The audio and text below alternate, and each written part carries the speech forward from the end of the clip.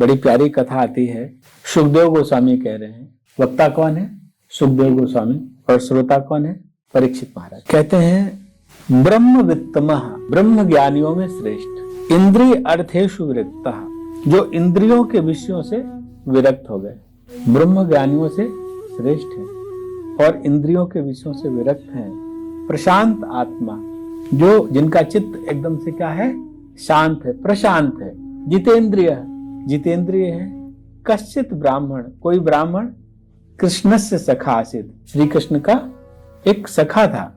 यदक्षया उपपन्नेन, अपने आप प्राप्त, जो भी अपने आप प्राप्त हो जाता था वर्तमान, उससे वो अपना निर्वाह करते थे। गृह आश्रमी, गृहस्थ थे।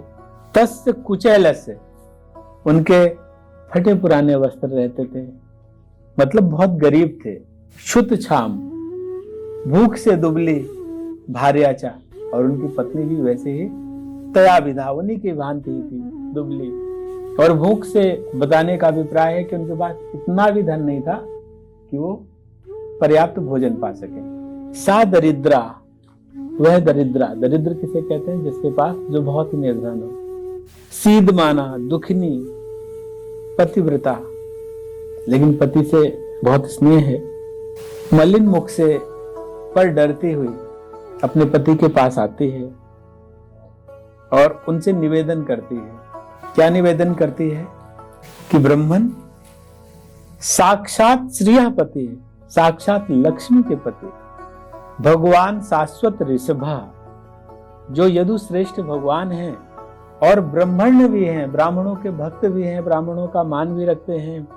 शरण्यम चा, और शरणदाता भी है। भगवता सखा, और वे भगवान आपके मित्र भी हैं। साधु नाम च परायणम, वे भगवान सत्पुरुषों के लिए परम आश्रय हैं। जो सत्पुरुष हैं वो उनका ही आश्रय लेते हैं। महाभाग, हे महाभाग, तम उपाय ही, उनके पास जाइए।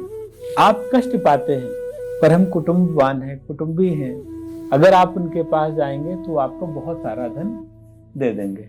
उनकी पत्नी कहती हैं कि इन दिनों द्वारका में वो विराजमान भी हैं और जो उनके चरण कमलों का स्मरण करते हैं उनको तो अपने आप को ही दे देते हैं, मतलब वो स्वयं को दे देने वाले हैं।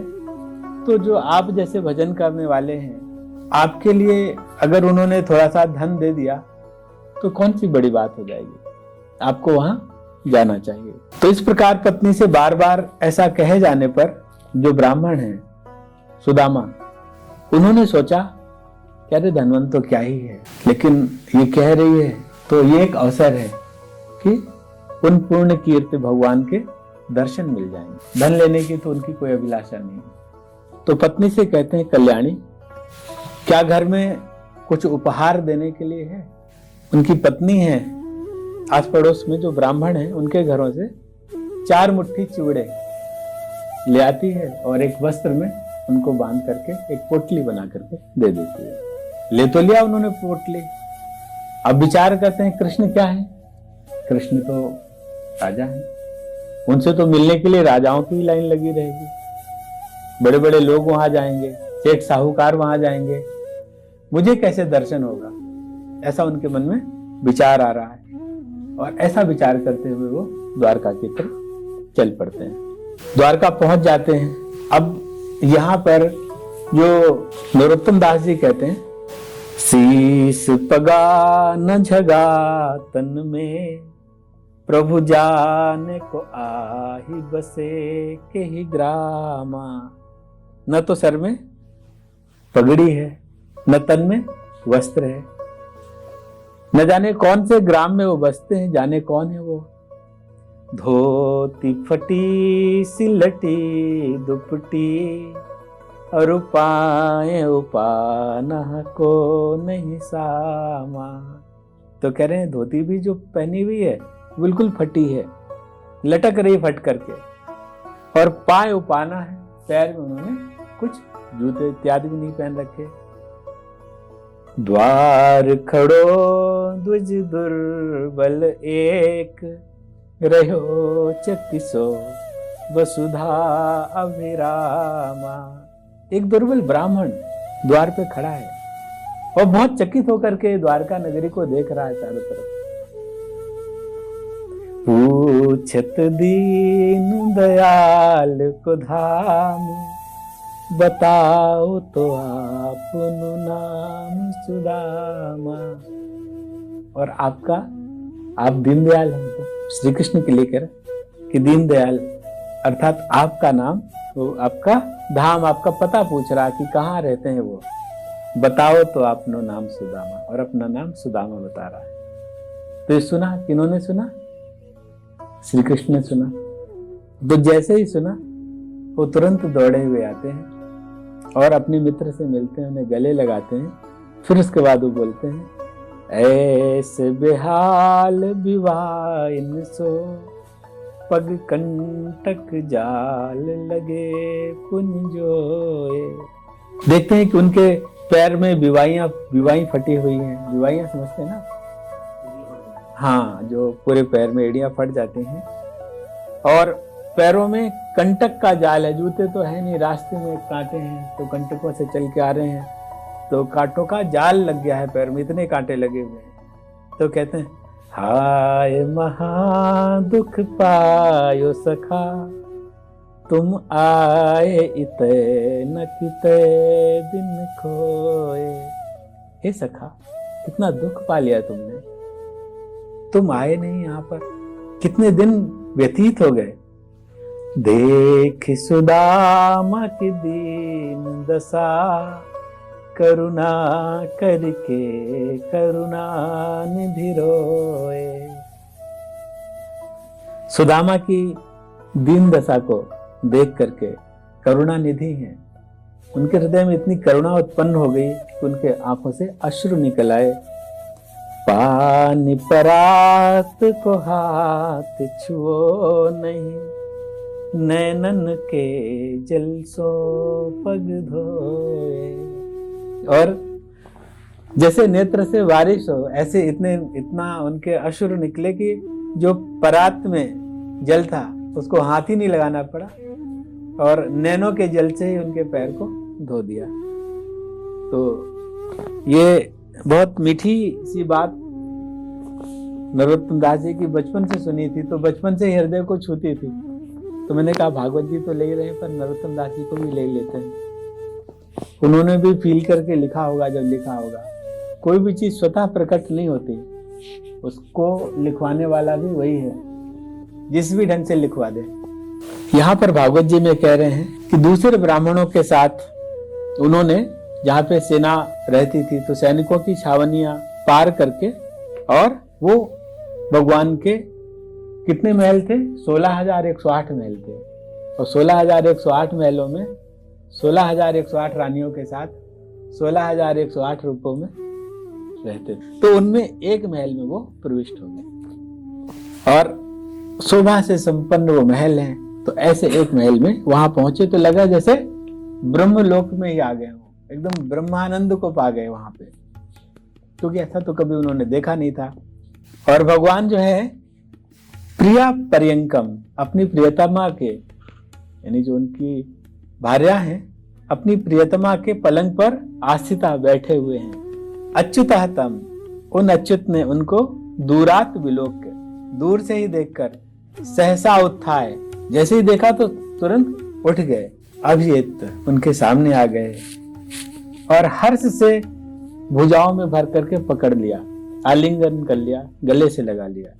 प्रिय सखा, उन ब्रह्मर्षि के अंग संग से अत्यंत आनंदित, प्रसन्न, बहुत प्रसन्न हुए। कहते हैं, हे सखा, वो जो कमल लोचन है, पुष्कर ईक्षणा, कमल लोचन जो भगवान है, नेत्राभ्याम, नेत्राभ्याम अर्थात उनके नेत्रों से, अब बिंदुन, जल अश्रु हैं, व्यमुंचत, वो निकलने लगे, तीव्रता से निकल रहे हैं। इसी को कह रहे हैं कि पानी परातों को हाथ छुओ नहीं, क्योंकि इतना अश्रु निकले उनकी स्थिति को देख करके। और वो है वो ब्रह्मर्षि, ब्रह्मर्षि उनको कहते हैं जो ब्रह्म ज्ञान को प्राप्त कर चुके हैं। शुरुआत में यही विशेषता बताई थी उनकी। फिर पलंग पर बैठाकर, जहां बैठे थे उसी पलंग में उनको बैठाया, और स्वयं अपने सखा की सारी पूजा सामग्री ला करके इनके चरणों को प्रक्षालित किया, और जो चरणोदक है उसको अपने सर पर धारण करवाया। जिनके चरण संपूर्ण लोगों को पवित्र करते हैं, जिनके चरण से जो निकली है गंगा वो संपूर्ण लोक को पवित्र करने वाली है। वो क्या कर रहे हैं, खुद को पवित्र करने के लिए अपने मित्र के चरणों का चरणोदक ऊपर डाल रहे हैं और फिर अपने मित्र का सुगंधित धूप दीप आरती से पान गौ इत्यादि को निवेदन करके उनका स्वागत किया। और ब्राह्मण कैसे हैं, सुदामा जी का स्वरूप कैसा है, फटे पुराने वस्त्र, अब धूल चाहे हुए हैं, बुरा धूल दूसरित भी है, मैला शरीर है और इतने दुर्बल हैं कि पूरे हाथ में सारी नसें दिख रही हैं। और जो साक्षात देवी लक्ष्मी है, रुक्मणी है, वो उस समय उनको चंवर और पंखे से सेवा कर रही है, क्योंकि जब नारायण जिनकी सेवा कर रहे हैं तो उनके पत्नी भी सेवा कर रही है। अब श्री कृष्ण द्वारा इतने प्रेम से और ऐसे भिक्षुक का जो इतना दरिद्र है, जिसको सामान्य व्यक्ति भी जो भगा देगा, किसी के पास धन दिखेगा तो लोग जो है उस तरफ उसको अनायास ही सम्मान दे देंगे। कोई कितना भी भला व्यक्ति होगा, निर्धन होगा, तो उसको तो कद्र अच्छाई की नहीं है, कद्र तो पैसे की है। तो कोई आज ही ऐसा थोड़ी है, उस समय भी रहा होगा। तो इसलिए तो आश्चर्यचकित हो रहे हैं। भागवत जी में कह रहे हैं, आश्चर्य हो रहा है कि देखो ऐसा फटे पुराने मैला शरीर वाला ऐसा ही जो दरिद्र ब्राह्मण आ गया, बड़ा जो ध्यान दे रहे हैं, बड़ा आश्चर्य हो रहा है उन्हें कि निर्मल कीर्ति श्री कृष्ण इतने अतिशय प्रेम से इस भिक्षु का सत्कार कर रहे हैं। सब लोग चकित हो रहे हैं। वो कह रहे हैं कि इस निकृष्ट अधमेन, ये जो निकृष्ट है तभी तो इसकी ऐसी स्थिति है, और श्रीहीन, बिल्कुल जिसके पास बिल्कुल श्री ना हो, ऐसा निर्धन, और ये जो अवधूत है, जो भिक्षुक है, इसने ऐसा कौन सा पुण्य कर दिया जो त्रिभुवन के स्वामी श्री कृष्ण के द्वारा, जो श्री के निवास हैं, वो पलंग पर बैठी अपनी लक्ष्मी को छोड़ करके, जब आए थे तो दोनों साथ में बैठे थे, पलंग पर बैठी अपनी लक्ष्मी को छोड़कर बड़े भाई के समान उनका आलिंगन करते हैं और इतने आदर से उनकी सेवा सत्कार कर रहे हैं। अब लोग देख रहे हैं कि वो आपस में एक दूसरे से उन्होंने हाथ पकड़ा हुआ है, श्री कृष्ण ने, किनका, सुदामा जी का, और वार्तालाप शुरू कर दी। शरद जी क्या वार्तालाप कर रहे हैं कि जब हम गुरुकुल में रहते थे तो हम ऐसा ऐसा करते थे, जो जैसे कभी दो मित्र मिलते हैं तो पुरानी बातें याद आती हैं, अच्छा उस समय ऐसा था। जैसे आपको भी कभी शरद जी आपके कोई मित्र मिल जाएं और आपके स्कूल कॉलेज के समय के, तो वो उस समय का स्मरण जरूर आएगा। तो वही सारी बातें कर रहे हैं। तो क्या बात कर रहे हैं वो कि हे धर्मज्ञ ब्राह्मण, गुरुकुल में जब हमारी शिक्षा पूरी हो गई तो उसके बाद कि आपने अपने ही समान किसी कन्या से विवाह किया। वो कहते हैं, विद्वान, इतना तो मुझे ज्ञात है कि तुम्हारा मन, तुम्हारा चित्त अनासक्त है, इसमें आसक्ति नहीं है। तो ये घर में या धन में, इसे धन भी मिल जाए, बड़ा घर भी मिल जाए, तब भी ये उससे प्रसन्न हो, ऐसा नहीं, क्योंकि उसमें कोई आसक्ति है ही नहीं। और आपने सात्विक प्रकृति तक का त्याग किया हुआ है, जो 3 गुण है, सत्व तम, आपने सात्विक प्रकृति का भी त्याग किया हुआ है, यानी आप इन गुणों से ऊपर हैं और कामनाओं से अनाहत है, अनासक्त है आपका चित्त। और जैसे लोग लोक की शिक्षा के लिए, लोक मंगल के लिए जो लोग काम करते हैं, लोक संग्रह के लिए, तो लोक संग्रह सही शब्द है, लोक संग्रह के लिए जो जैसे लोग काम करते हैं, ऐसे आप लोक संग्रह के लिए कार्य करते हैं। आपका कार्य का प्रयोजन और कुछ नहीं है, लोगों को उससे प्रेरणा मिले, यही आपके कार्य का प्रयोजन है। फिर उसके बाद और बहुत सारी बातें करते हैं। फिर एक घटना का स्मरण करके कहते हैं, हम लोगों ने गुरु के समीप निवास करते समय, जब हम अपने गुरु के यहाँ निवास करते थे, तो उस समय गुरु पत्नी ने हमसे कहा कि ईंधन ले आओ। तो हम दोनों ईंधन लेने गए और उस समय वन में हमने प्रवेश किया, क्योंकि वहीं से लकड़ी इत्यादि हमें लेनी थी। तभी अचानक बहुत जोर की वर्षा आई, प्रचंड आंधी, बल्कि वर्षा का समय नहीं था, पर फिर भी उस समय आंधी और तीव्र वर्षा और बहुत कठोर मेघ गर्जना के साथ होने लगी। उस समय सूर्यास्त भी हो गया था, सभी दिशाएं अंधकार से ढक चुकी थीं और इतना जल भर गया था कि कहाँ गड्ढा कहाँ किनारा, इसका कुछ एहसास भी नहीं हो रहा था। और उस जल प्रलय में, उस प्रचंड आंधी में, वर्षा में हम दोनों बहुत ज्यादा कष्ट को पा रहे थे। ये भी नहीं समझ में आ रहा था कि किस दिशा में जाना है, हम दोनों एक दूसरे का हाथ पकड़ करके व्याकुल हो रहे थे और पूरी रात्रि भटकते रहे। और वहां गुरुजी को पता चला कि ये तो दोनों बालक क्या हैं, हाँ ये दोनों तो ईंधन लेने गए हुए थे। तो गुरुजी को भी पूरी रात्रि नींद नहीं आई, वो भी परेशान विह्वल थे। वो भी ढूंढते हुए जो है सुबह सुबह आए। तो सूर्योदय में जो गुरुदेव सांदीपनी, इनके गुरुदेव का नाम था सांदीपनी मुनि, तो सांदीपनी जी अपने शिष्यों के साथ ढूंढते हुए आए और बहुत व्याकुल थे कि क्या हो गया होगा, बचे नहीं बचे, बालक ही तो हैं छोटे से, वन में गए थे लकड़ी लेने। और फिर वो बोले, हे नन्हे पुत्रों, हमारे लिए तुम लोग बहुत दुखी हुए। सबसे प्रिय शरीर होता है मनुष्य को, और तुमने तो उस शरीर की भी उपेक्षा कर दी हमारे लिए। हमारी पत्नी ने जो आपसे कहा उसको लाने के लिए, और इस जंगल में प्रवेश कर गए और पूरी रात्रि जो है आपने इतना कष्ट पाया। मैं तुमसे संतुष्ट हो गया हूं, भगवान तुम्हारी अभिलाषाओं की पूर्ति करे, ऐसा उन्होंने कहा। तो इस प्रकार गुरुगृह में रहते समय अनेकों घटनाओं का वो आपस में जिक्र करते हैं। अभी तक कौन बात कर रहे थे? श्री कृष्ण बात कर रहे थे। अब सुदामा बोलते हैं, कहते हैं, देव देव जगत गुरु, हे देव देव, हे जगत गुरु, सत्य कामेन, आप तो स्वयं सत्य संकल्प हैं। ऐशाम वासा गुरु अभूत, फिर भी आपने गुरु के यहाँ पर निवास किया, और ऐसे में हमें ऐसा कौन सा आनंद था जो न मिला हो, क्योंकि आप वहां थे। विभो, हे प्रभु, यस्य देहा छंदोमयम ब्रह्म, जिनका शरीर ही मंत्र में वेद हो, श्रेयशाम, और समस्त कल्याणों को उत्पन्न करने वाला हो, तस्य गुरु सुवासा, उनका गुरु के समीप रहना अत्यंत विडंबनम, अत्यंत विडंबना की बात ही तो है। आप वास्तव में आपने तो हमारे कल्याण के लिए, हमें आनंद देने के लिए ही गुरुगृह में निवास किया था। आप तो जगत गुरु हैं। सुदामा जी से इस प्रकार वार्तालाप करते हुए, और जो सबके मन की बात जान जाते हैं, श्री हरि ने मुस्कुराते हुए उनसे कहा, क्या कहते हैं?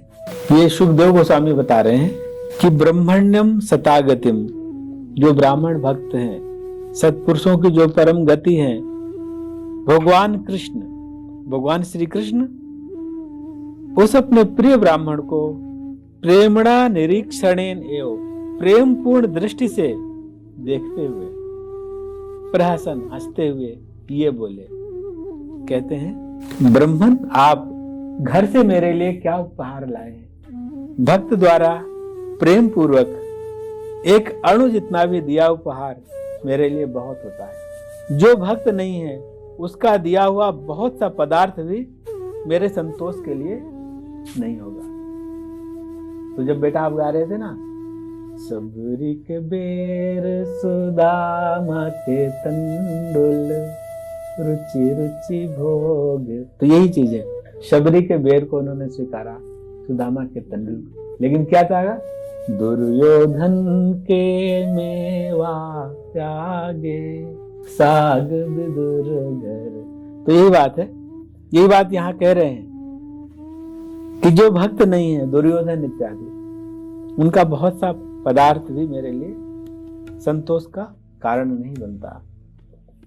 फिर जो गीता जी में कहा गया है, पत्रम पुष्पम फलम तोयम यो में भक्त्या पृच्छति तदहम भक्तुम उपहृतम अस्नामि प्रयतात्मना, कि यह में भक्त्या, जो मुझे भक्ति पूर्वक पत्रम पुष्पम फलम तोयम प्रेक्षति, पत्र पुष्प फल या जल देता है, तत् उस भक्ति उपहृतम, उस भक्ति से जो भेंट, भक्ति पूर्वक भेंट की गई वस्तु को, अहम प्रयत आत्मना, मैं एकाग्र चित्त होकर अस्नामि, स्वीकार करता हूँ, खाता हूँ। तो इसलिए भगवान का भोग लगना चाहिए। भगवान कह रहे हैं, पत्र पुष्प फल जल कुछ भी।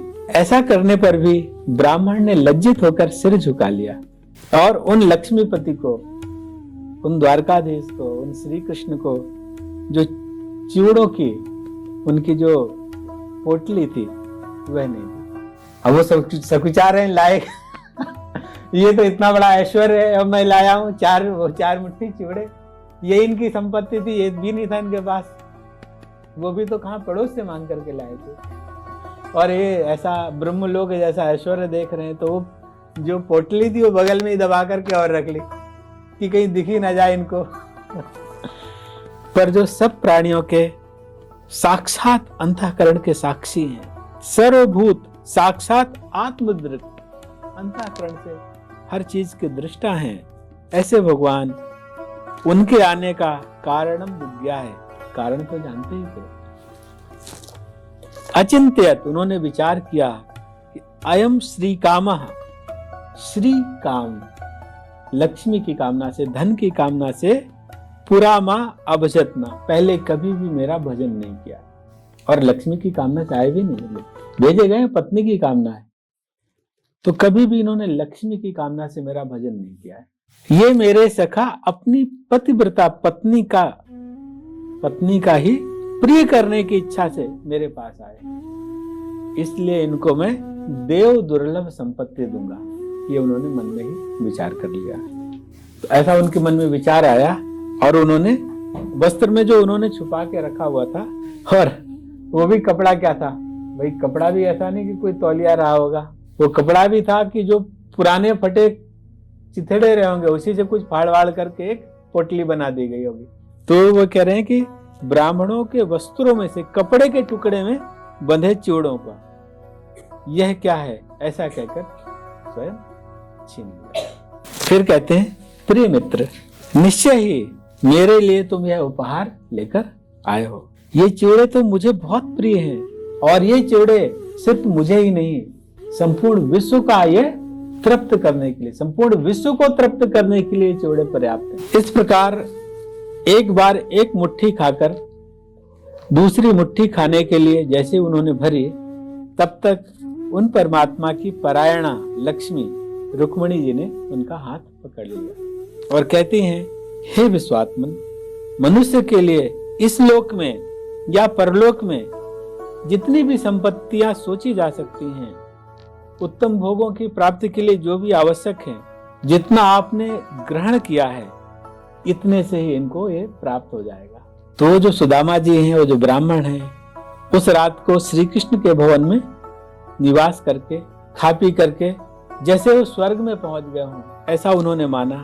और फिर परीक्षित को संबोधित करते हुए सुखदेव जी कहते हैं कि हे परीक्षित, दूसरा दिन होने पर वो जो विश्व रक्षक हैं, स्वसुखेन, जो स्वयं में ही आनंदित रहते हैं, ऐसे भगवान अभिवंदिता, उनसे वंदना को प्राप्त करके, तो उन्होंने पुनः, भगवान ने इनकी वंदना करी और पथ अनुव्रज, और कुछ दूर उनके साथ चले, नंदिता, उनको आनंद प्रदान किया।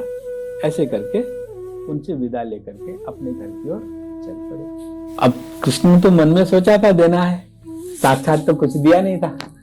तो वहां पर जो है, कृष्णात धनम अलब्ध्वा, श्री कृष्ण से धन ना पा करके, सचतु स्वयं, उन्होंने भी स्वयं न याचितवान, धन नहीं मांगा। श्री कृष्ण ने धन दिया नहीं और इन्होंने मांगा नहीं। उस परम पुरुष के दर्शन से आनंदित होकर के अपने घर की ओर चले।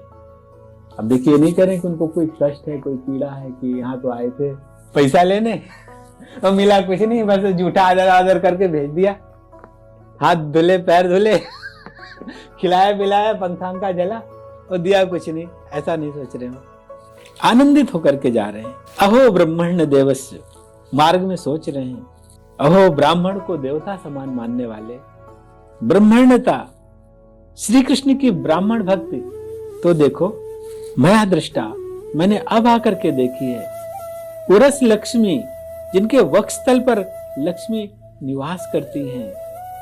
यत दरिद्रतमा, उन्होंने मुझ महादरिद्र को, दरिद्रतमा मतलब दरिद्रता में जो सबसे आगे हो, दरिद्रतम, तम तभी लगाया जाता है, जैसे श्रेष्ठ, श्रेष्ठतर, श्रेष्ठतम, है ना। तो मुझ दरिद्रतम को, मुझ महादरिद्र को आश्लिष्टा, आलिंगन किया। क्वा अहम दरिद्र, क्वा अहम दरिद्र, कहा तो मैं दरिद्र महापापी, क्वा श्री निकेतना, और कहा वो स्वयं लक्ष्मी के निवास कृष्णा, श्री कृष्ण, ये ब्राह्मण है। इति अहम बाहुभ्याम परिरंभिता, यह समझ करके ही उन्होंने भुजाओं से भर करके मेरा आलिंगन किया।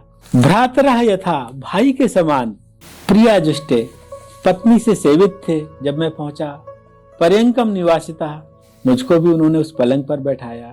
तथा जो महारानी हैं, महिष्या हैं, श्रांता, मुझे थका देखा तो उन्होंने भी छोटा पंखा लेकर के अपने हाथों से पंखा झलती रही। देव देवेन विप्र देवेन, देवों में भी देव हैं, या ऐसे देवों को भी देव, ब्राह्मणों को देवता मानते हैं। ऐसे श्री कृष्ण के द्वारा देव, जैसे मैं देवता हूं, ऐसा मेरा पैर दबाना आदि उत्तम सेवाओं से मेरा पूजन किया गया। कहते हैं जिनके चरणों का पूजन मनुष्यों के लिए स्वर्ग, मोक्ष, पाताल एवं पृथ्वी की संपत्तियां और संपूर्ण सिद्धियों का कारण है, उन्होंने मेरे पैर को दबाया। और इतनी प्यारी बात कहते हैं, आयम अधनम धनम प्राप्त, यह निर्धन धन पा करके उच्चैः माद्यत, अत्यंत मदमत्त हो जाएगा। मां स्मरेतना, और मेरा स्मरण नहीं करेगा। इति कारुणिकः, यह समझ करके उन करुणा मैंने, मैं भूरी धनम ना ददात, मुझे थोड़ा भी धन नहीं दिया ज्यादा तो छोड़ो, कुछ भी नहीं दिया। इसको भी करुणा से, इसको भी कृपा समझ रहे। देखिए कैसे दृष्टि कितनी महत्वपूर्ण है। एक दृष्टि ये है कि देखो महलों के महल भरे हुए हैं, और एक मतलब एक सिक्का भी नहीं दिया, एक सोच ये, और एक सोच ये कि देखो कितनी कृपा है। दृष्टि ही तो है, सारा खेल इस दृष्टि का है जीवन में। एक दृष्टि ये है कि देखो प्रभु ने कितनी कृपा करी है, और एक दृष्टि है कि मेरे इसके पास है, मेरे पास ये भी नहीं, इसके, यही दृष्टि। एक दृष्टि है जो एकदम व्यक्ति को कहां से एकदम बिल्कुल आनंद से भर सकती है, एक दृष्टि है जो शोक से भर सकती है। तो सारा खेल तो दृष्टि का ही है ना। और यही जो शास्त्र हैं ये दृष्टि परिवर्तन के लिए ही है। यह समझ करके ही उन करुणा मैंने मुझे थोड़ा भी धन नहीं दिया। अब ऐसा सोच ही रहे हैं, तो ऐसा सोचते हुए सूर्य, अग्नि, चंद्रमा के समान विमानों से, ऐसे विमान जैसे सूर्य चंद्र चमकते हैं, ऐसे विमान जो है चमक रहे हैं। और मतलब जहां वो रहते थे, जहां उनकी झोपड़ी थी, वहां एक भवन था, वहां बहुत सारे विमान वगैरह ऐसे चमक रहे थे। तो वो घबरा गए कि कहां आ गया मैं। वहां पे और क्या क्या था, अनेक प्रकार के बगीचों, वाटिकाओं से वो भरा हुआ था। वहां चंचल पक्षी वृंद, चंचल पक्षी वहां पर चहक रहे थे, और कुमुद, गुलाब, कमल, लाल वर्ण के, श्वेत वर्ण के, ऐसे ऐसे कमल खिले हुए थे। ऐसे वहां जलाशय थे, तो कभी देखा ही नहीं था। उनको लगा द्वारिका में वापस आ गया क्या फिर से घूम के कंफ्यूजन हो गया भाई। तो ऐसा दृश्य तो द्वारका में देखा था, ऐसा दृश्य यहाँ दिख रहा था जहां उनका झोपड़ा था। और भली प्रकार से सजे धजे सेवकों, बड़ी सुंदर सेविकाएं हैं, बहुत अच्छे वस्त्र इत्यादि सेवक पहने हुए हैं। ये तो खुद फटे पुराने फटे वस्त्र पहनने वाले, उनके वो तो सेवक को ही देख के समझेंगे यही महाराजा आ गए कोई। तो मतलब भली प्रकार से सजे धजे सेवकों और मृगनयनी अर्थात बहुत सुंदर स्त्रियों से युक्त जो सेविकाएं हैं, सोचने लगे यह क्या है, यह किसका स्थान है, यहां तो मेरा घर होता था, इतना परिवर्तन कैसे हो गया। इस प्रकार वो विचार कर ही रहे थे, तभी उन महाभाग का, जैसे देवताओं की कांति है ऐसे ही कांति वाले बहुत सारे पुरुष और स्त्री आ गए, और बहुत उत्साह से गाते बजाते आगे आकर के उनका स्वागत करने लगे।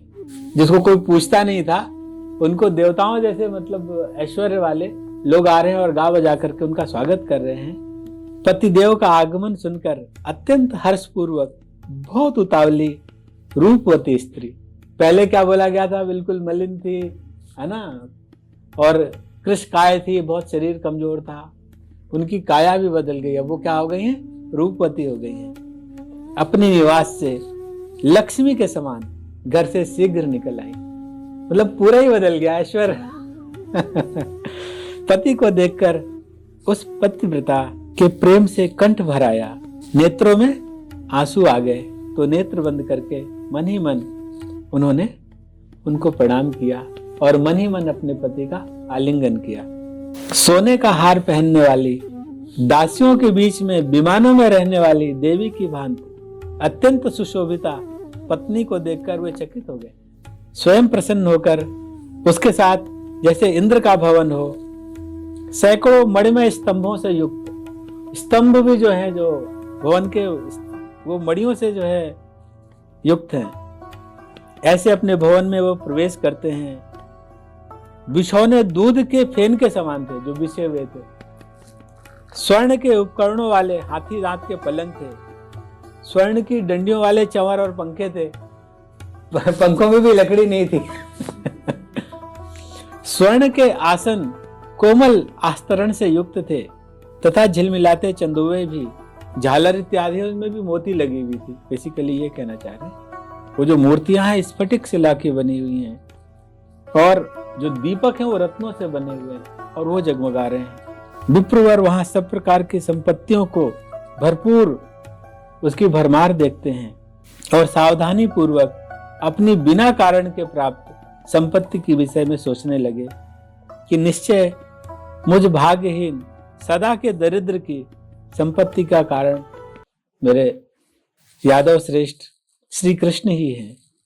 वो मेरे सर्वश्रेष्ठ सखा, निश्चय कुछ न कहने वाले और न मांगने वाले को भी सामने नहीं देते हैं, किंतु मेघों के समान वे अतिशय उदार हैं, बहुत ही दे देते हैं। जैसे मेघ जब बरसता है तो भर के दे जाता है, तो न मांगने जैसे कुछ लोग हैं मांगते नहीं है। लेकिन भगवान क्या कहते हैं? भगवान कहते हैं ना कि योगक्षेमम वहाम्यहम्, मैं योगक्षेम वहन करता हूं। तो जब कुछ नहीं भी मांगने वाले हैं तो उनको सामने से तो लगेगा नहीं मिला, लेकिन पीछे से ऐसा कुछ आ जाएगा कि जो भी उनकी आवश्यकता है उसकी पूर्ति हो जाएगी। बहुत होने पर भी अपने दिए को बहुत कम करके मानते हैं। इतना दिया फिर भी लगता है हमने कम दिया, ऐसा मानते हैं। अत्यंत थोड़े से भी मित्र के किए पर बहुत बड़ा दान करने वाले हैं। मेरे उनके समीप एक मुट्ठी चिवड़ा जो उन्होंने प्रेम पूर्वक लिया था, उसके बदले देखिए जाने क्या दे दिया मुझे। उन महान गुणधाम में ही मेरा फिर से जन्म जन्म का सौहार्द रहे, सखा भाव रहे, मित्रता रहे, दास भाव रहे और उनके भक्तों से ही मेरी आसक्ति रहे। इस प्रकार बुद्धि से निश्चय करके जनार्दने अतीव भक्ता, जनार्दन के अत्यंत भक्त होने पर भी बहुत आसक्ति नहीं हुई और पत्नी के साथ त्याग पूर्वक भोगों को भोगने लगे। ये बहुत महत्वपूर्ण बात है, त्याग पूर्वक, उसमें उसे अपना मान करके नहीं, और जो आवश्यक है उतना है सब कुछ, लेकिन उसमें अपनी प्रीति नहीं है। इस बात को रखते हुए निश्चय उन सर्वेश्वरेश्वर देव देव यज्ञेश्वर श्री हरि के, यहाँ पर ब्राह्मणों की महिमा की बात करते हुए कि उन श्री हरि के ब्राह्मण ही स्वामी और देवता हैं, उनके लिए ब्राह्मणों से श्रेष्ठ कुछ भी नहीं है। पर समझने वाली बात यह है कि ब्राह्मण क्या है? ब्रह्म जानाति इति ब्राह्मण, ब्रह्म जानाति इति ब्राह्मण। ऐसा नहीं कि कोई जन्म से ही अपने को कहे कि ब्राह्मण है, और जिसने भी ब्रह्म को जान लिया वो ब्राह्मण है। और एक बड़ी प्यारी बात कहते हैं कि भगवान की यह जो ब्राह्मण भक्ति थी, जिस हिसाब से उन्होंने सुदामा को सब कुछ दे दिया, इसको सुनकर पुरुष भगवान में भक्ति प्राप्त करके अपने कर्मों के बंधन से छूट जाता है। तो यह कथा भी बहुत पावरफुल है। कैसे छूटेगा? सुदामा की तरीके से अपने जीवन में वृत्ति लाकर, अपने जीवन में सुदामा भी बनना पड़ेगा ना। जो कृपा सुदामा ने पाई वो इसलिए पाई क्योंकि वो सुदामा थे। हरे कृष्णा कृष्णा कृष्णा हरे हरे, हरे राम राम राम हरे हरे।